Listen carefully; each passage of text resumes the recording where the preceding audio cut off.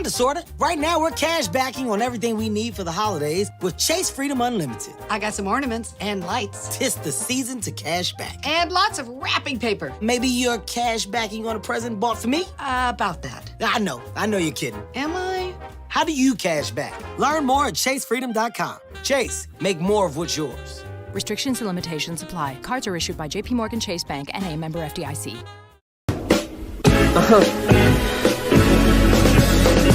Yeah, marvelous. Okay. Yeah, I'm on my Frank Lucas shit. 3-piece suits, Valentino cufflinks, LV shoes. I bring the shorty closer, just enough to feel the gun on the holster. Out on the balcony, feeling on the breeze. City skylines, we're puffing on some trees. Cup of Henny on the rocks with the soda. Maybach, front of the building with the chauffeur. And he waiting on me, got an umbrella in his hands and my name in the seats. No gift, baby, no thanks, no chinchillas, baby. So what happened to Frank? No phone calls, transactions hand in hand. Give the drugs to Rick, the money to Benny Banks. Talk to Craze and he talks to me. Keep my business out the streets. It's the ART.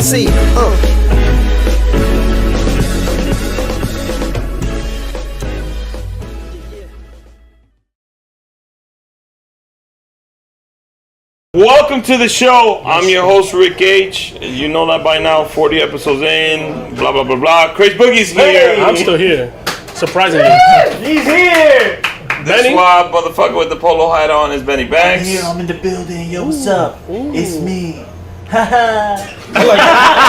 like that intro. I like that. That was extra special. That was a little extra. And I'm joined by not just makeup, beauty, fashion, everything. The whole shebang. He knows all about that. TV personality, whatever that means. He's my favorite character on Love and Hip Hop. So thank you, Jonathan. Craze's main dog, because he loves him, and Craze was the one that was like, we need to get him on the meeting him.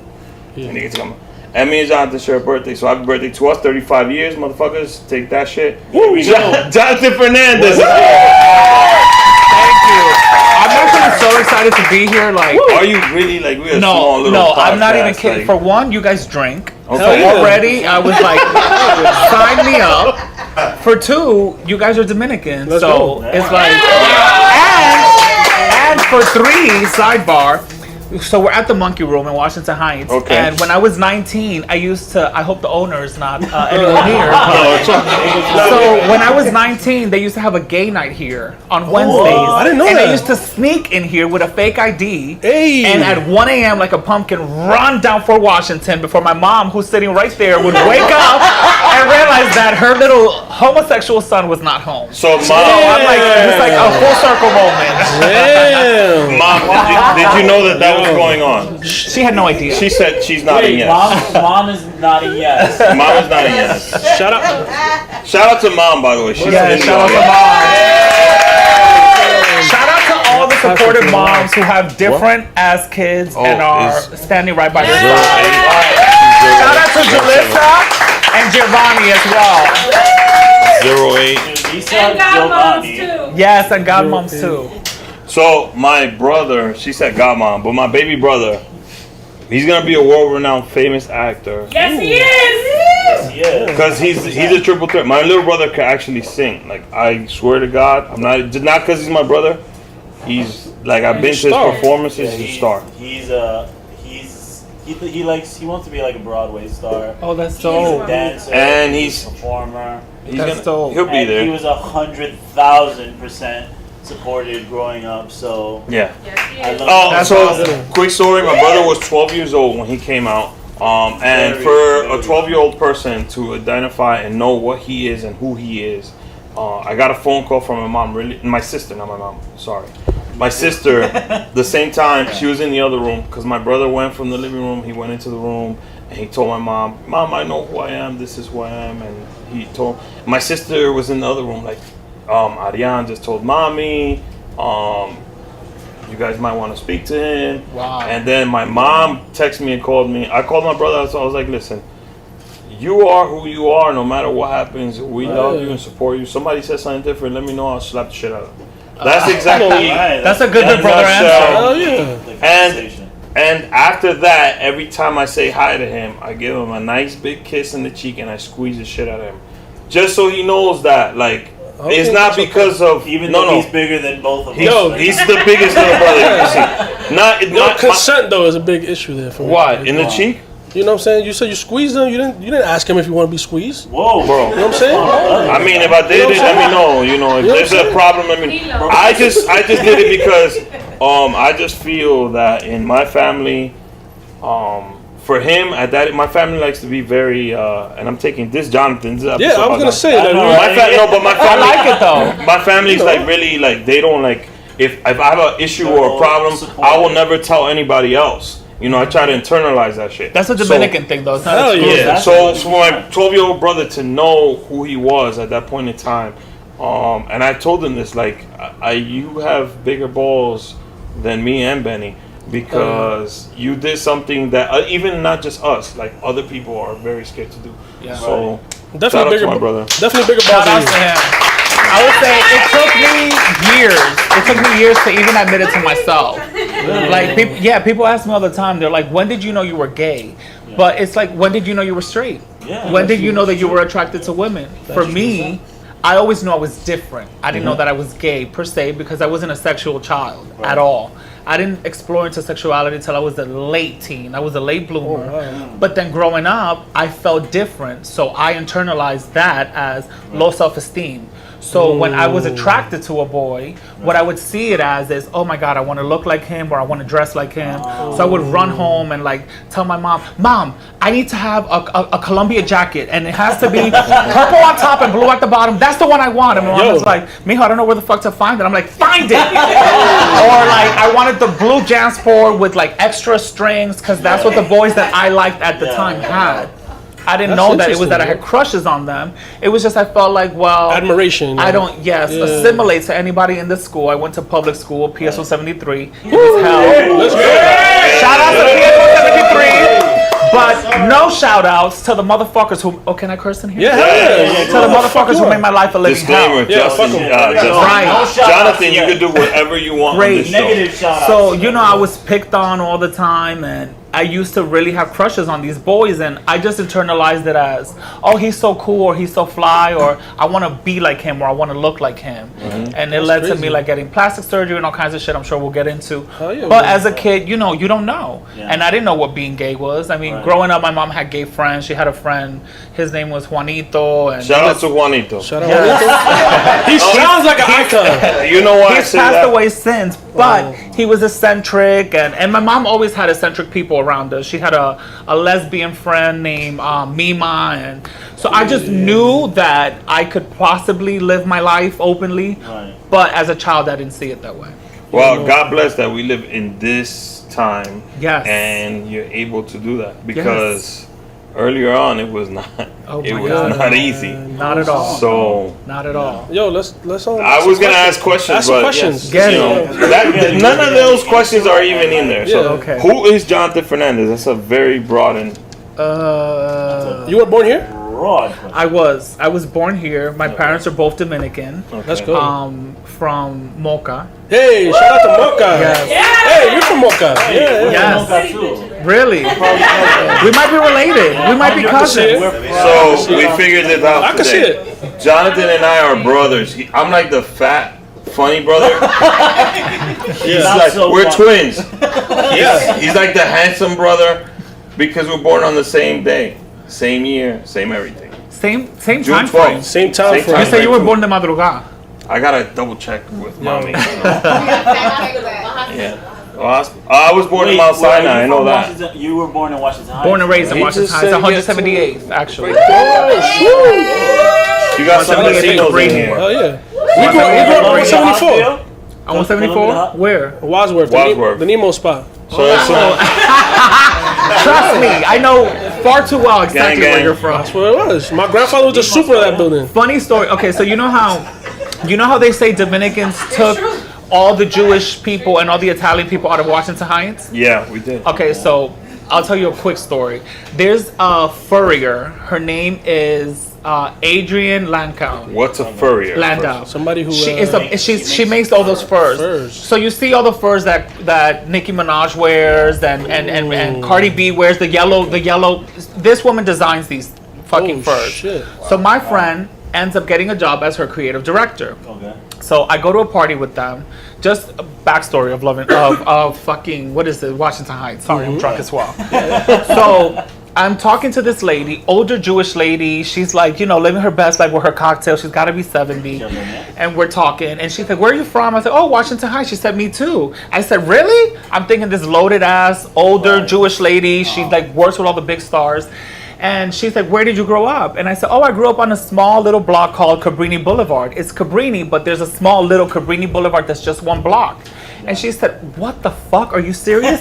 Me too. Oh, shit. And I said, you're lying. You have got to be kidding me. I said, well, I lived on the last building, building 9. She said, oh my God, me too. What the fuck? So I said, wait a minute. What? I said, are you kidding me? I said, I lived on the top floor. We had a fire escape in our bedroom and we used to look out. She said, is your apartment 5B? And I said, yeah, that's where I grew up. She said, are you kidding me? She said, I lived in that apartment till 1982. What the? And I said, you've got to be kidding me because that is the year that my dad and my mom moved in there. Let's go. Wow. Isn't that crazy? Getting Italians out of the Such a house. fucking crazy story. Getting Italians out of the house. And our Jose, Jewish. Jose's also from Cabrini Boulevard, which is insane. It happens to be. I didn't plan that shit. Yo, That's crazy. The Cabrini. Yes, he is. He just said. Were you listening? Don't You had to learn how to skate through dog pool. If you're from Cabrini, you know what I mean. But that's like the dog paths to school. So it's a Cabrini episode. All right, so back to your question. So who is Jonathan Fernandez? So Jonathan is. That sounds ridiculous. I am. I know, right? I Don't say it in the third person. Yeah, I like the third person. That sounds terrible. I love the third person one. I like it. I am a brother. I am a man. Okay. Okay. My father passed away when I was young, and when I came back home, my mom sat me on her lap and she said, you're the man of the family. You have sisters and you're surrounded by women and you are to make something of yourself. The man of the house takes care of the house. And so I always was cognizant of the fact I might be a different man, but I am a man. For sure. So Jonathan is a man, and Jonathan is a brother, a person who cares about people around him, and I'm a person who never wants to succeed if everybody around me can't succeed as well. Let's go. Wow. That's a good answer. How many siblings you got? Siblings, oh baby. My father was Rolling Stone, so from my dad's side, it's 6 of us. From my mom's side, it's 3 of us, and I have a stepsister as well. That So is like you're part of the definitely family. Dominican if you start. Oh yeah. You're Anytime you get asked how many siblings you have, and it comes with a disclaimer, you're Dominican. If your dad had like a secret family, might be Dominican. And if you have 700 wait, cousins. hold on. No, we're not condoning that. It's just I am. Live your best life. Fuck everybody. Fuck them. Okay, all right. But I'm just saying. Live your best life. Right? Yeah. Yes. I'm just saying. I have aunts and uncles who are way younger than me. My grandfather's still getting it in. Hold on. Yo. Yes, I say Sion Tío and Sion Tía to somebody who's probably 17. I feel that. True story. Hold on a second. So my grandmother had 11 children, and I have a cousin who's older than his aunt. And they used to hang out together all the time. So I get it. It's understandable. That's what it's it is. understandable. I'm just saying, you might want to like stick to one woman if you can. That's the Dominican. If that's not you, then that's not you, Papa. That's not me. Okay. That's not. Stick to one woman. That's not me at all. Exactly. Or one man. Or one man and woman if you That's want. not me. One of each? One of each. If you I'm want. still trying to figure it out. That might not be bad. That might not be bad. So He's you gave us a little background on your life and family, which was the second question. You obviously have sisters. Yes. And how did you get into? I'm sorry, I said you obviously have sisters. I'm gonna ask him about makeup. Makeup has nothing to do with just women. You see? I just put myself in the wrong box. Yeah. There. But Put yourself in a how'd box you get to makeup and beauty products? Like, what got you into that? Like, there's a lot of. Did it have anything competition. to do with your sisters? That's how you asked that question. No, it didn't. I was just thinking. No, you're right because it did. Ask the question. Because it did. So you're into makeup and Beauty and makeup. Did that have anything to do with the fact that you have sisters? Yes. This episode of The Rick H. Show is brought to you by McDonald's. The McRib is back now. The McRib. My favorite. But this is its farewell tour. Say it ain't so. This can't be farewell. Like a band that's had 4 farewell tours, we never know if this means it's gone for good. It's time to celebrate this iconic sandwich. From its tangy barbecue sauce, man, I love barbecue, to its tart pickles. Don't forget to grab a napkin when you're eating the last McRib, whether it's to wipe your tears or the barbecue sauce. Enjoy every single saucy bite like it's your last McRib ever. The McRib Farewell Tour is happening now at McDonald's. McDonald's. I'm loving it. In a sense. Wow. So growing up, do you guys remember Bob Ross, the guy who? Right? Yo, shout out to Bob Ross. Shout out to Bob Ross. And he would paint little birds and fucking corny little fucking. So I used to paint as a little kid. My thing was painting landscapes, and my mom was obsessed with these little paintings that I would make, or I would redecorate the house. My mom would go to work and come back, and I would literally. Mom's in the building. She's in the filming 90s. It was a big thing to do, like what was called técnica on the walls. So my mom would go to work and come back, and the whole house would be like pink with like all these sponge paintings everywhere. Oh yeah. And I was like, okay. The sala looks nice. The comedor looks nice. The bathroom needs a lot of work. So anyhow, so I was trying to find a way to channel all of that because I was so into art, so into painting, into a career. My stepsister Sigrid was always obsessed with makeup. So my mom's gift to her was always those gifts. You know, when you go to Macy's in Christmas, there's always these big boxes from Estee Lauder with like lipstick and this and that and all the bullshit. So every Christmas, my mom would give my sister this. And so I'm like, well, bitch, I paint, so let me paint your face with this shit. And so unbeknownst to my mom, when my mom would leave to work, I would put on... He used the word unbeknownst. Like, yes. So my mom had glitter heels. It was the 80s and the 90s. So my mom had glitter heels. I would go in her closet. I would put the glitter heels on and rub my feet together to watch the fucking glitter sprinkle everywhere. And I would do my sister's makeup with this makeup. And I was like, oh, actually, I'm really good at this. So then when I got to high school, I hated it. One second. Do you still use the glitter from the heels and put it in the makeup? I didn't, but my homosexuality made me enjoy sprinkling glitter all over the house. And my mom would come home and find the glitter sprinkled everywhere. She's like, "Pero estos son mi taco? Where's this is from my heels?" And I'm like, it was jazz. Meanwhile, my sister was a tomboy, but I would blame her. Yo, the glitter was just to set the mood, bro. It was I just was like, we're having a whole moment. And my grandmother didn't know. She was listening to like Christian hymns and La Dimensión Cristiana. She didn't know what was going on. So we were in the back of the house playing games. And so when I was in high school, I had a terrible time. I went to a Catholic high school. I was like, Wait, shout them out. Which one? Let's throw them under the bus. Who? Because I went to one. Which one did you go to? St. Agnes. But I will say they were great to me. Okay. Nah, really fuck good. them. I went to Ohio, so and fuck them too.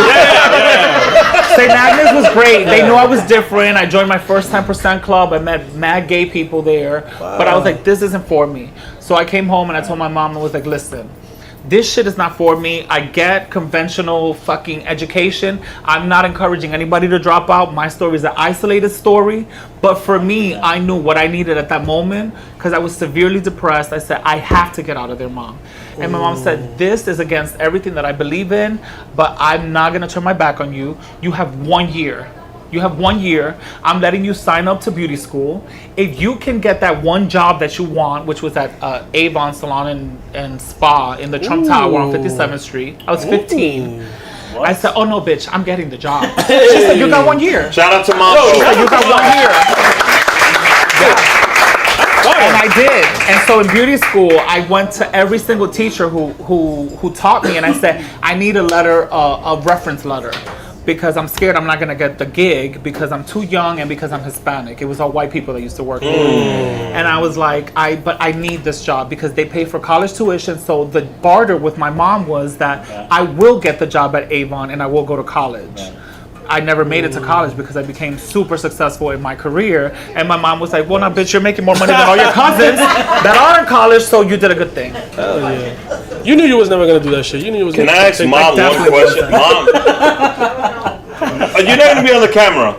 So were you at that point in time? Like it takes a lot for a mother to give that space that belief, to their like son, that that belief. Yeah. So now that you know who Jonathan is, what back then do you think this would happen? I was released. Yes, I did. You did. Yeah, you did. We had that conversation when he was like 15. Yeah. Wow. And I believe in him. Yeah. Damn. Wow. Mom said She did know that. she's not mic'd up. She's not mic'd up, and there's no mic around. She said I always believed in him, and then we had that conversation at 15. But for a mom to give a 15-year-old that freedom because she believed and she knew that he knew that's what he wanted. It came from bullying too. Like I was bullied my whole life. I was bullied in PS 173. Then when I went to Catholic school, the bullying was a little bit different, but it was still, I felt less than. And then in high school there was bullying. So my mom saw bullying for me my whole life, and she figured if this is the only thing she was always concerned with me being like suicidal or something like that. She used to ask me all the time, are you ever going to harm yourself? Do you think about that? And I'm like, Mom, no, I love my life. I just want people to love me. Right. So you mentioned bullying. Let me ask you something that was in the news. So a young man in the Bronx, he was being bullied by another guy. And he ended up stabbing that young kid. Good for him. He was just indicted. Yeah, man, that's crazy. He was. Yes, he was just indicted for a really long time, manslaughter. Like, and the mom was on the. I mean, well, you understand the other side. That's what. Yeah. Listen, So I've seen. ID channel is my jam. That is what I watch when I'm bored, and I listen to criminal podcasts. I see so many white people get away with murder, literally murder, because they plead temporary insanity. If you have never been the product or the victim of bullying, you do not understand what that does to the human psyche. When people watch me on reality TV break and spaz all the time and they want to judge me, you've never sat and known what it feels like to deal with literally a whole entire decade of people telling you this is what's wrong with you, this is why you're fucked up, this is why you ain't shit. So the moment that you realize, no, y'all niggas ain't shit, you snap. So that boy does not deserve to be incarcerated. I will say maybe he needs to get some psychiatric evaluation, but I see white people get away with murder all the time and plead temporary insanity. That boy had a psychotic break from all the years of abuse, and it is not fair. What's his name? I don't know his name. Justice for hashtag that boy that broke. Justice for him. Period. He was in Abel Justice so for he Abel was indicted on manslaughter, which is not a. He had a psychotic break due to what his previous experience were before that moment, and it is not fair. So let me ask you a question. As a person, you've been on that side. Is there something that you, like a program or something you would come up with where someone who has been bullied or is in that space, for them to come so you can tell them, listen, this is what happens and this is how you deal with it? Because I feel like that's the problem. There's no real outreach for that. I mean, well, luckily now there is. So there's so many hotlines that obviously people are bullied for being part of a marginalized group. So people are bullied for being schizophrenic, or people are bullied for being autistic or being gay or being whatever. Now every subgroup has a hotline or something. I would beg anybody who is out there being bullied, and this is very serious, to, before you consider harming yourself or harming somebody else, do your homework. The internet is a bountiful place, and you can find anything that you need to know. There is, I promise you, somebody out there who's going through the same thing that you are, and the very moment that you feel like you belong to a community, all those negative thoughts will dissipate. I hated the world for so long, and I hated so many people. I even hated family members. And once I realized I'm not alone and there's a big community that I'm a part of, I said, oh, I'm not only a part of this community, I want to be a leader in this community. And it will change your life. No, that's not fuck with you, man. Fuck bullies. Word. So, Bullies. And Gyra, if you're watching this, bitch, I remember you. Yeah. Look at me now, bitch. And look at you. Yeah, Gyra. so actually, there is was a hotline for transgender people who are thinking of committing suicide. It just went up.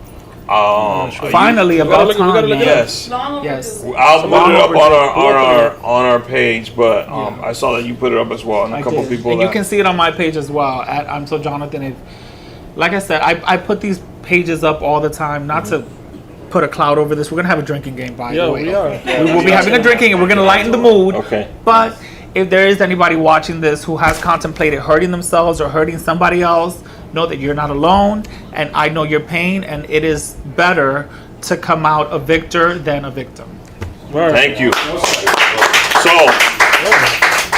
no, this is exactly what we wanted. Yeah, we needed someone. We wanted this. We wanted to go there. We wanted to go there. But I have family members that are in the makeup industry.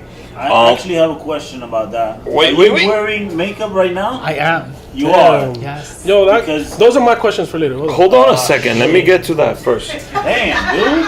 You know what's the next? Christ. I need to come back and I need to give you all like makeup makeovers. makeover? I need to put makeup on the straight man. Makeup on the straight man sounds like the jam. I'm down. So I 100,000. I've been waiting to learn how to contour. I'm down with it. You know. I'm ready for it. Honestly. Get even, bro. I gotta get my. So my cousin, who's a makeup artist, she lives in. What you do with those big eyes? Yeah. I was gonna say Rick needs like something. Hey, listen. Rick needs something like this. These are captivating, baby. Okay. We can make these things We work. got a potential smoky eye. Hey. So I have my sister's best friend. Ooh, can I get one too? Yes. And my cousin who lives in Providence, but she was gonna change her flight to come over here just to meet you. She does makeup also as well. Oh, lit. So I have like 4 or 5 people that do makeup that wanted to be here to just meet you, just to let you know the following. Plus, I had to tell some people like, oh, it's limited space in the back, so if you can come, get there. Well, I appreciate it. And there's a bunch of people that couldn't make it, and I'll fill you in. Funny story. Go. Jonathan and I go way back. And Way back from my childhood. Whoa. And Jonathan's always known that I've been a makeup aficionada, and Jonathan was the first person to believe in my makeup skills. Yes. What? And he got me an interview at Mac when he Yes. was Oh my What? Yeah. Yo. I remember that. And he was networking. And she was one of the first people to hire me as a professional makeup artist from the high Wait, school. hold on. Hold on You a second, actually wait, did time out, my time out. little sister's Sweet 16 makeup. Oh shit. I did? Yeah. You did? Gary. Wait, I didn't. Your goddaughter? And no, Yo. you did his sister, but My little Brian's sister's Sweet 16. You did. I didn't know any of this, so wow. I did. Wait, You what? got my face. Yes. Dominicans will rally around their people. When I tell you, it is crazy. Obviously, I have people who support me from all different cultures or whatever, but there's so many Dominicans around me, like Erica and Julissa and Giovanni. There's so No, make her many. bring it. Make her bring it. Patty, come on, make her bring it. Come on. Wait. Yeah. But you know what? It's such a testament to like Dominican Americans, especially first generation and second generation Dominicans. Like when we see somebody on their way up, instead of shooting them down, we build them up. Hell yeah. And people ask me all the time, like, how did you, because I dropped out of high school. I don't even have a GED. Wow. So when people see the things that I've done or the countries that I've visited, they're like, how did you do that before you were 30? And honestly, yes, a lot of people believed it, but more than that, it was so many Dominicans around me rallying and boosting me up. Like them, they're all here, and we all grew up together. Ooh, it's shout so out to many them. faces in the room that saw me in diapers. We were in your house listening to Selena when Selena died, and it was so many. Seriously. And I'm gonna say So wait, hold on a second. He mentioned earlier he doesn't condone. The reason why we have certain guests on the show is to illustrate, like, okay, you might not be conventional, you can't go through college and you can't finish high school. That does not mean you could. you can't be successful. You still be. You gotta find your niche, your lane, and do you. I want to talk a little bit about my favorite aspect of Jonathan. Here we go. His role in the it should be like Emmy nominated Love and Hip Hop franchise. I love that show. It was recently nominated, I saw, for like a MTV award or something. For real? But you know what it was nominated for that I'm proud of? What? A GLAAD award. Woo! Yeah. Okay. How did you get involved with that? In the GLAAD awards or the show? The show. The show. All right. So what most people don't know is that when Love and Hip Hop first started, I was a makeup artist for the show. Oh. So I was doing everybody's makeup. I was doing Chrissy and Jim Jones. I was doing Emily B. I was doing Samaya. Wait, you mean Jim Jones, the hardest dude in the room, was wearing makeup? No, he wasn't wearing makeup. Hold on now. I'm not trying to put that out there. But I made sure. I love you, Jimmy. I made sure the men were not shiny. Let's say that. Okay. That's me. I'm oily as fuck. But you know, Olivia and all of them. And so when they introduced Yandy and Kimbella to the cast, season 2, I was already friends with Yandy because I had been doing Missy Elliott's makeup. And Yandy used to co-manage Missy Elliott under Mona Scott Young. And so what most people don't know is I was behind the cameras for years. Wow. People think and love to say on social media that K. Michelle created me. K. Michelle is a singer. Some of you may know her. Most of you might not. Yeah. You know. She got a couple little things, but I'm Team Jonathan. I'm telling you right now, one person can claim they created me, and that's Miriam Lopez, and the bitch is sitting right there. So anybody who wants to claim they created Jonathan, you've got heavy competition because she doesn't back down from a fight. Word. That being said, any booty that wants so I knew. So it was because you were the makeup. On IMDb it says you're credited for as years the makeup artist for the show. And so being a makeup artist on the show, you know, the crew on the show becomes really tight. It becomes a big family. The producers all build a niche around the people who create the show. So do the cast members. For instance, I met Emily B on the show. Emily B is like my sister. Her kids call me Theo. Wow. Literally, we're like this. I mean, you're probably the only two Dominican on the show. No. Well, besides no, Anais mucho. Anais was Who? Who's that? Oh. Right. I go back to my original statement. Here's the thing. I'll go back to my original statement. No, we don't. I'll go back to my original statement. There's only two Dominicans on the show. Emily and Jonathan. He got it right. And Tahiri was there for a little season. So, you know, being behind the scenes for so many years, the network got to know all of us. For years, back from like season 3. But you're like gold though. They should have put you on immediately. Well, back in you season don't 2, take nobody's back shit. in season 2, because they saw how close me and Emily were. They tried to do it. Back then, I was heavier. I didn't feel sexy. I didn't feel confident. I used to laugh after every sentence. I just knew I wasn't going to be good TV. So I said no. I was like, I don't want to do this. They brought K. Michelle onto Love and Hip Hop Atlanta. Later on, she got her own show. They did a whole pilot. I was not involved in it. And when the network saw it and when the producers saw it, they said, something's missing here. You're not vibing. They said, what about your makeup artist? We've known him for years. He's hysterical behind the scenes. Let's see what he does. Let's put him in front of the camera. Let's test him. It was a test. And all of a sudden they were like, oh no, you're on the show. You're one of the main ones. Let's go. That's TV gold. I said it. TV gold. Honestly, like I said, one of my favorite. No, and he's not personalities. I'm not fucking kidding. I swear. I mean, I messaged Jonathan a long time ago, but Craze was one of the ones that was like, this guy's a fucking star. Hey, it's Kevin Hart with my friend Catherine O'Hara. Tis I. And we're cash backing on our entire holiday gift list with Chase Freedom Unlimited. We are. How about cologne for Jack? You know what? That's cash backing and it's in the air. Ooh, and I love this scarf for Barbara. And I love the cash backing. Ooh, focus on the giving, Kev. And one more on the list. Somebody named Kev. Kevin! Yes!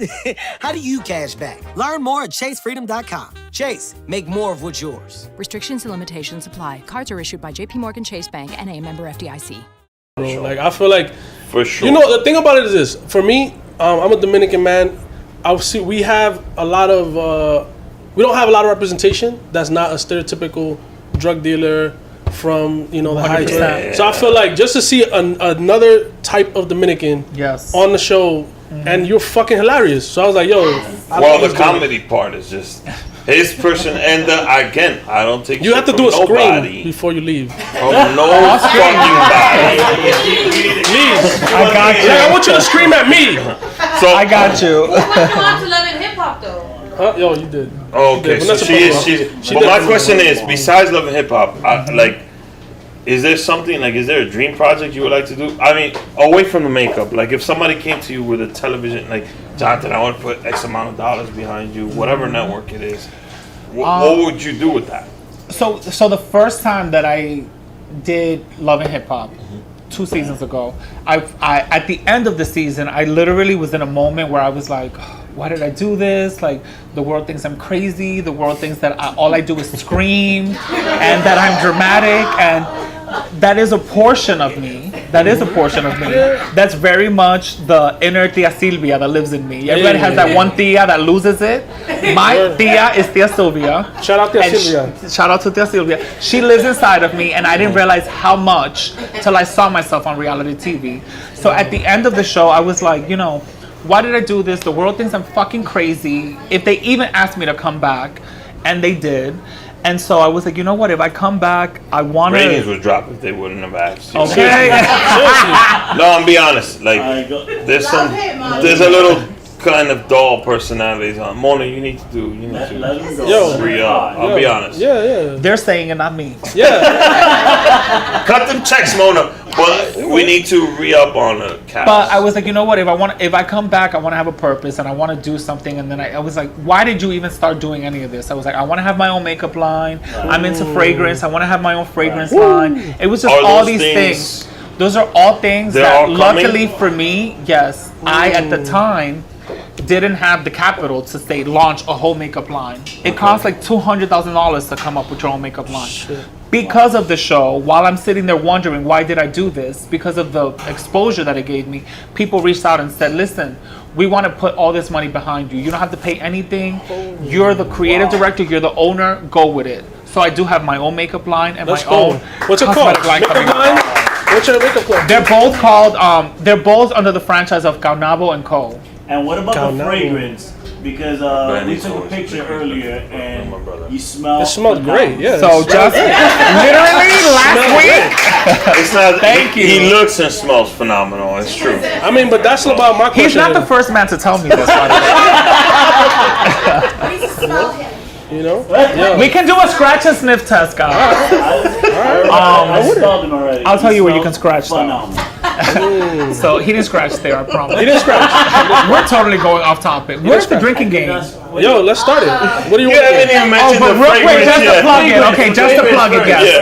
Yeah. So my brand is called Caunabo & Co., which Caunabo was the first woke Dominican, or actually inhabitant of the Hispaniola. We don't know if it was Haitian or Dominican or whatever, but when Christopher Columbus landed on Hispaniola, he left 40 colonizers there, and Caunabo was the first person to fight oppression and say, these people are here to take over our land. Fuck these motherfuckers. Let's kill all these motherfuckers. Woo! Killed all 40 of them with his wife, Ana Caona. And so all the men fragrances are under Caunabo, all the female fragrances are under Ana Caona. Very nice. Now to the drinking game. Very nice. So the Dominicans know their kids. So, The drinking game. okay, one more. Can I? We need a drinking game. We have to. There's so much liquor. I can't go to sleep soundly knowing that we left liquor go to waste. I have 3 more questions before we get to the Yes, drinking 3 game. more questions. Lightning round. What is something about you? Hold on. Slide through to get. What is something about you that people do not know from your television? Well, they know a lot about your life and TV, but what is something that you keep guarded and safe that you don't? Like, tell everybody. Are you a secret baseball player or a tennis player? Like, Were you ever? Tell us something. Never. Or we can ask mom or something. Never. The most athletic I ever was in my all-boys school. I said, I don't play sports, so what can I do? Oh my God. He said, cheer the boys on, and I was the only one male cheerleader for 2,000 boys. Woo! That's a pioneer right there. By myself. I'm still going to go back in. Give me something else that nobody knows about you. Something that nobody knows. That is very private. They wouldn't tell about you. Maybe some people know. Like your favorite food. Or you're a shy person, or you. You know what it is? Because I'm a reality star and I'm so open. I'm more open than all the other reality stars on that same platform. I feel like anything about me, you guys know. That's true. You guys know it. I don't keep anything a secret. Jonathan's stare is intense. Yeah. And he's looking at me. He's like. My mom taught me that because my mom, when I was a little kid, said I was very insecure growing up. I was insecure, so I wouldn't look people in their face. And my mom sat me on her lap one time. We used to be boliteros. You know what the bolita is? Racketeering. Yeah. That's what my whole family did. That's what I'm saying. And honey, she did her numbers. Look at her. She's gagging. She's gagging. She's gagging. Yo, don't worry. This was back in the day. This is theoretical. Back in the fucking day. This is many moons ago. Many moons ago. This is in theory. Listen, theoretically. There's a 7-year fucking. What is it? There's a 7-year gap. Statute of limitation. So if you want to come find us, it's too late, bitch, because I was a kid. Yeah. But she was done running her numbers, and I don't remember. It was a man sitting across from her. And I was talking to him. Throw that in there. Allegedly. And I wouldn't look him in the face, and my mom sat me on her lap, and she said, when you talk to another man, you have to look them in the face, or they're never going to take you serious. Nah, and but you're you're looking at liar. people's souls, because you're looking at me so like. I was like, oh, well, I don't want to be called a liar, and history. so I look people in their face. Yeah, man. Another question. Who inspired you as far as like in life? It doesn't have to be makeup, because people. I didn't want to ask any makeup questions because you're not a makeup artist. You're more than that, and I think that you've proven that in the last couple of years. For sure. So, who is someone that inspires you? I'll give you 3. Okay. First, it was a makeup artist named Kevin Alquan. Yes. He is like, for all those who don't know makeup or who are venturing into makeup, research him, Google him. He was amazing. He wrote the first books. 2 was my mom, because she was always a single woman, a single Hispanic woman in America with not great English, and my mom always did the best that she could. She worked hard, and then my mom some people are always like, how are you so cultured if you're from Washington Heights? But there wasn't a single Rocketeer show on Radio City that I didn't know of. I have pictures as a child sitting next to fucking Celia Cruz and Pedro. Rest in peace, by the way. Rest in peace today. 16 years. Today, yes. How many years? 16. So today is the exact, which is wow. You just brought her up. That's crazy. So rest in peace to her. Wow. So my mom was like, you know what? Although we can only afford to live in Washington Heights, I can also afford to give you the life of those who live out of Washington Heights, and I want you to experience that. So she was always a big motivation for me. And my sister Jasmine. My sister Jazz was like, I've never seen nobody with that kind of tenacity as a human being. My sister got pregnant at 14. Okay. At 15, she gave birth. The way that my sister was talked about in front of her face and walking through Washington Heights, you know how Dominican older ladies are. Ay, niña, pero tan joven. And when I saw my sister always keep her head up and walk through the crowd, and yeah, bitch, I made a mistake and I'm here and I'm gonna make the best of it. It happened. It inspired me. Yeah, it happened. It wasn't a mistake. Well, people like. It wasn't. My shit sister, happens. you know, It's my on a sister was a bumper young sticker. girl, and girls at that age can make decisions that they might later regret. But my sister made the best of it, and my sister gave her daughters the best life. Right. They have the best education, and I've never seen nobody work like that. So now I have to order a fresh beer. Jonathan wants to play it. You sure you want? Yeah, we're gonna play it. I'm a fan of the show. I will say that I'm a fan of the show. I've never seen you guys this drunk before on the show. That's because you here. You guys are a little tossed up. I want to say though, you guys are a little drunk. We're gonna. Well, we asked the audience questions. Okay. But we'll play one round of this drinking game. We're playing 2 rounds. Can we do like a? We're playing 2 rounds. I could drink any like man under the table. Can we do like Gay or a straight. Let me prove it. Wait, what? So, can we do a version where the audience asks us the question and then we gotta drink? So we'll take questions from the audience. And what? So we're playing. Never have I ever. Never have I ever. He's out. I'm already. I just Never have I ever. Can I help? Yeah, go ahead. All right. So look, never have I ever is a game. You say things that you have never done, and if you've done it, you drink. You drink. That's basically. But it's cheating for me because you guys are playing with me. I've done everything. We'll find out. We're gonna lose, Rick. We'll find out. Hold on, before we play that. But the audience is gonna tell us. The co-host went to the bathroom. Benny always does that. Fucking Benny. Then we were going on commercial break. No, we're not going on commercial break because I'm gonna let the audience ask a question. You ask a question. I didn't turn off my mic by mistake, did I? What? You what? Did I turn my mic off? I hit it by the table. No, we're good. Let me see. We're good. It's on. Okay. Yeah, it's on. We're good. So we'll let the audience ask a question. They can ask the question. Jonathan will answer, and then we'll ask another question. So, the lady that's asking questions will go first. Des is my cousin. She's in the audience. Oh, Vanessa, you got one too? So Vanessa will go first, then then Des. That's fair. Vanessa, you go first. From Cali, fresh from Cali. Thank you. Welcome back. PG-13. No, go ahead. Honey, I live my life X-rated. I want to know more about the orgy when I ate. Wait. With who? Who's that? Excuse me. Wait, hold on a second. Vanessa. Who's that? Vanessa, I don't know her. You know, I mean, Skip. It's a valid question. That's a good one. I'll give you the details. You want that? I do. Hold on a second. As the host of the show, there's gonna be a first. Jonathan's on the show, so Jonathan will be the host. He will be the curator because you have to use the bathroom. It's been 2 guests and we've been drinking beer. Oh, you have to use the bathroom now? This is gonna be terrible. What? So do you want to answer this one? Let's go. Yes, I got you. All right. So Jonathan, it's the Jonathan Fernandez show. You're sure you want to pee right now? You're gonna miss all the juicy details. Do it now. Well, I got all of them. Getting diagnosed with diabetes changes everything.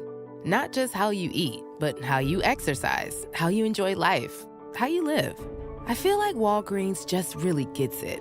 From my local pharmacist, Sophia, always being so kind and encouraging, to all the expert resources and support with my meds, couldn't do it without them. When you need to talk diabetes, Walgreens is here. Start managing your diabetes at walgreens.com/diabetes. JF show. By the time Rick gets back, we're gonna have our shirt. If I don't do it, I'm New gonna show. Get out of here. Get out of here. So let's trade seats to make it even better. No, honestly, we're gonna trade seats. Yeah, sit right here, man. There we go. Is anybody gonna go to his chair? It's still on. No. I'll sit here. We'll turn the mic this way. Mom? Okay. Is Mom gonna pop in? Vanessa? No. So, Gio, you wanna sit down? Come in, Gio. So this is the Jonathan Fernandez show.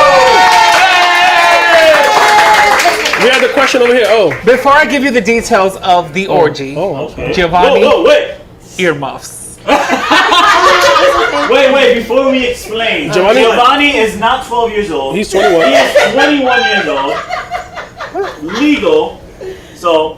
Continue. But he's like my little protege. I saw him in diapers, so it feels a little weird. That's true. Also, his next door neighbor Yes. and his family's over here. Let's go. So let's talk about this orgy. Okay, so for my 25th birthday, my friends Anais, my previous friend Anais, and my actual best friend Jonas decided to throw me a birthday party. My friend was a promoter at the time, so he said, the only way I can lure people in is if we bring strippers. So I said, amazing. He said, pick your strippers. Great. So I handpicked all the strippers for my birthday. I picked all these beautiful men and women. Ooh. They were all the dancers of my party.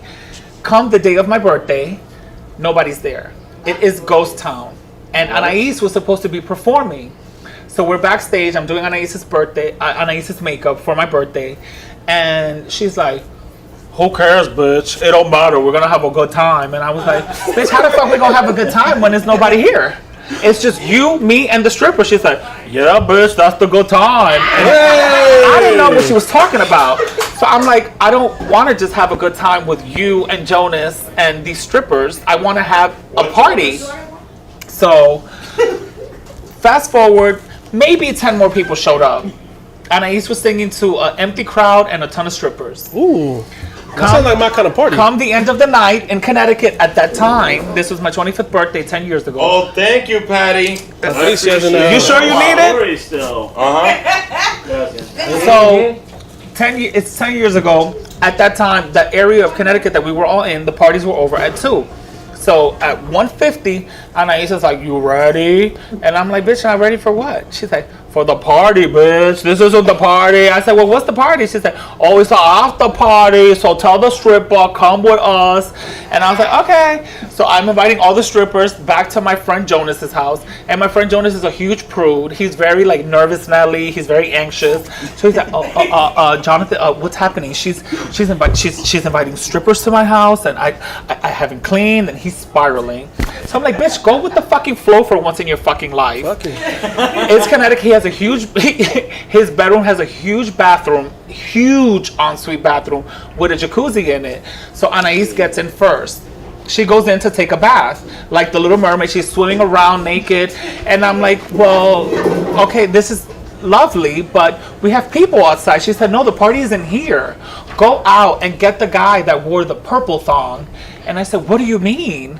She said, just follow my lead. Just listen. She's like a whole domination. She set the whole thing up. So I'm bringing in one guy, bringing in a girl, bringing in everybody. She's like, okay, you want him to do this? Well, now you have to eat her pussy. And I was like, oh, I don't want to do that. Oh. I do not want to do that. This is where I draw the line. That's where you draw the line? Wait. It was a stripper who came from New York and Connecticut. She had been dancing all night. I kind of drew the line. No, you're right. But I rolled with the punches and I did it, and I didn't really like it. And I didn't like it. You didn't like it. So I looked up and I was like, Anais, it tastes like batteries. It tastes like when you put your tongue on like a Duracell battery, like to see if it has life. It tasted like Bilas, and I was like, I don't think I want to do this anymore. There we go. That's as much as you're gonna get from the orgy. But she started it. So did that answer your question? All right, good. Goodness gracious. Welcome back to Jonathan Fernandez show. The next question is from my man O right there. O is actually, you see that hat he's wearing? Old design, and he wears, that's ADC, a different concept. A different concept. I don't know if it's a question. It's more like, is it a statement? Talking to you. Okay. A couple things. My wife, she went to the bathroom. Huge fan. Keisha. So we need a picture with the good cameras. Hell yes. I'm in it. Yeah. He wanted to make sure that shit was on air and recorded. I need to get that. 2, I just said my wife, you're fucking attractive, dude. Yeah. Oh, thank you. You can't say anything about it because I came with my wife. So Keisha's walking in here. Hey Keisha, we're taking our picture, Keish. So about you. Repeat it again. Oh, no, don't backtrack. Repeat it again in front of your Don't backpedal. You want a picture with the good cameras? Yes. We're not talking about that. We're talking about the second statement. I said he's a fucking attractive dude. He's beautiful. Thank you. I'm comfortable enough to admit when another dude got it. No, I love that. He smelled great and he looks great. TV and I was like, damn, cool.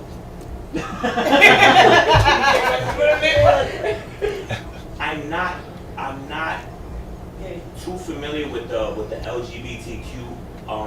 That's it's changed now. Yeah. I never had a friend who was it. I know people, but I never knew anybody personally, right? And there's so many questions that I would want to ask. Shoot them all. We're gonna talk. You answered it when you started talking. Okay. From the beginning of the interview, when you said, "When did you know you was gay? When did you know you were straight?" That's it. I respect that. Yeah, that's it. Because it's. Well, he's a man. He said he's a man first. But we look at gay as being like a thing where it's like submissive or feminine or less than. Yeah. So when you said, "When did you know you were straight?" It's like the minute I saw titties. Yeah. Wait. Hold so on. I kind of get what he's saying. I want to ask Jonathan. But that's respectable. You made that statement. When was the first time you saw Aunt Mom's here? Man. Mama don't care. She seen me on TV talk about everything. When you saw he did. He said. Oh, okay. Yeah. But that's respectable because it's like, as a straight man, you always want to know how do you know you're gay because you don't understand it, so you don't know what that's like. Every single straight man in the world has questioned if they're gay or not. I'm gonna be honest. I'm gonna say one thing real quick because you say your brother's gay. What people say all the time, like, or people question if it's a choice or not. Let me tell you this: given the option, and this is gonna sound crazy, it's gonna sound bigoted, it's gonna sound racist, it's gonna sound insane. Given the option, to be a minority or a majority in the womb, nobody would ever pick to be the minority. I'm a double minority. There you go.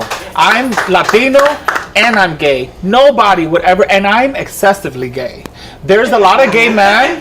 I'm excessively gay. There's a lot of gay men who live their life like, you know, they you know what I'm saying, hey, palm my nigga, yeah.